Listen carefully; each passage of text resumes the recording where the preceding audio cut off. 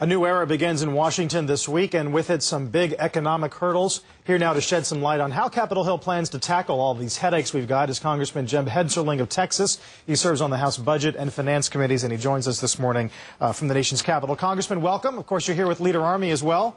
Well, thank you. Good to be here. We've been paying so much attention to this stimulus package that has now made its way out of appropriations. And anyone who was trying to sort of forecast what the fight would be like probably got a good clue. It was right along party lines, and the Democrats basically stiff-armed any GOP attempt to institute pay-go to make sure this money got spent this year, not next year. I wonder if you think the GOP is just in for a futile fight. Well, certainly it's not futile. We have to let the American people know how their money's being spent. I mean, clearly the economy is in turmoil. Working families have challenges, but this is not a bill to stimulate the economy that congressional Democrats are presenting us. It's a bill to stimulate government growth. I mean, just the sheer magnitude of almost $1 trillion. I mean, this bill is going to cost American families approximately $10,255 per family.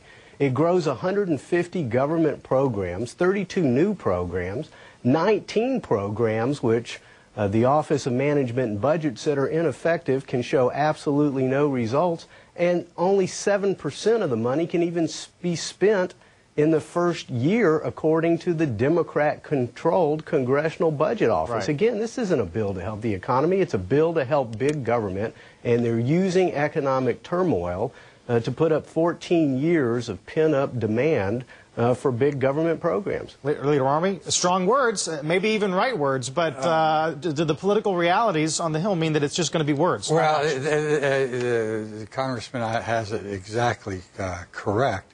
It's a long-term growth plan for big government, not a immediate response to the economic situation in America today. If you take a look at the Republican Study Committee, a group of young conservatives in the House that was just led by Jeb until this year when he moved on, they've got the right plan. Leave the money in the hands of the people who are smart enough to earn it in the first place, and they're smart enough to spend it. Army's axiom is nobody spends somebody else's money as wisely as they spend their own. But you can hear the critics now saying, what money? What income? Well, what job? Well, wait a minute. First of all, the unemployment rate is high by recent standards, but we are certainly not a nation that does not have people at work and earning money. And the fact of the matter is, once again, you have to ask the same question with the government. Where is this money coming from? They're either going to impose taxes on future generations. Eventually they will. Are they printing the money, which is inflationary? Are they borrowing the money, and from whom? The Chinese continue to show some willingness to buy American debt. For now. But the fact of the matter is, you've got the federal government standing on the same kind of perilous, financially irresponsible ground that the bankers were standing on for the last few years. So, you know, the definition of insanity is doing more of the same thing and expecting a different result. And I think Jeb Hensarling's got it exactly right. This is an insane policy that's self-serving to the advocates of big government. So, Congressman, are you going to adhere to principles and watch votes continue to go against you? Or are you, I mean, is there a blue dog Democrat coalition in the making? What's the solution from the party standpoint? Well, it's not just a matter of principle. It's a matter of what works. I mean, look at history. Japan tried what the Democrats are trying to do back in the 1990s, and they ended up with the lost decade. They had 8 stimulus bills in 10 years. They ran up the largest debt of any industrialized nation in the world. They had 0 economic growth. They created no jobs, and their national income went from the 2nd highest in the world to the 10th highest. So number one, it's not just principle, it's history. And if you look over the last several decades of America's history, every time we have faced a serious recession, what we have done is, if we will lower permanently capital gains tax, the tax on investment and jobs, if we will lower marginal rates for working families so that they can pay their mortgages, so that they can send their kids to college, that is what has taken us out of these recessions. We know what works. And again, we want to stimulate the economy. We want to help small business. Congressional Democrats want to help big government.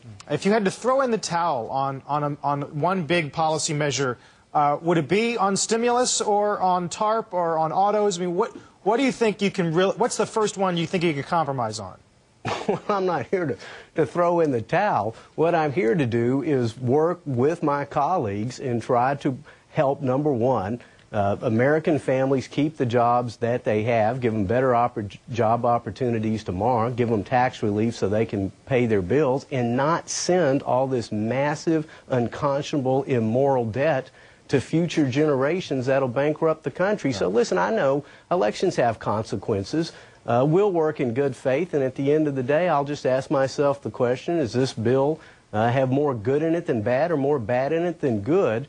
But I hope that the congressional Democrats will listen to at least a few things that President Obama said. He at least said he wanted real tax relief to help small businesses and investment, and less than 3% of the congressional Democrats' bill has that. So it's a little bit more of Pelosi politics is what we're seeing here on Capitol Hill. Mm-hmm. 2 days into the new administration, and the rhetoric hasn't lost any of its heft. Congressman, appreciate your time.